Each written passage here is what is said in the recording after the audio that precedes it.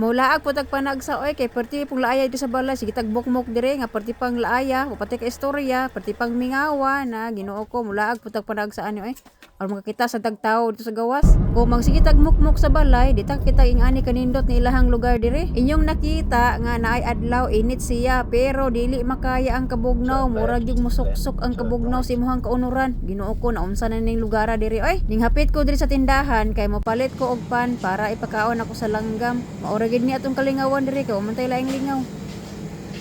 magpakaon na pud ko og langgam karon og naa koy lima ka oh 5 ka putos nga pan bread ato ning ipakaon kay panggutom na ni sila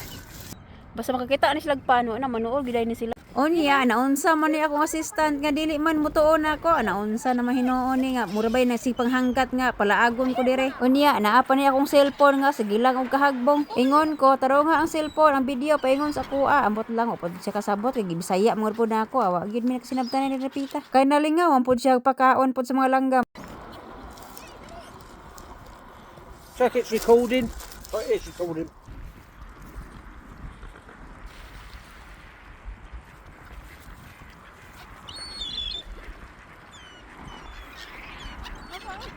Putos kayo akong kauban, ga gloves, ga jacket og baga kaayo, ga sapaw-sapaw og sanina, ga kalo pa. Ako relax ra kayo ko pero giagwantaran ako ang katugnaw, pertig yun ako tunawag kurog-kurog na bi ako anis katugnaw.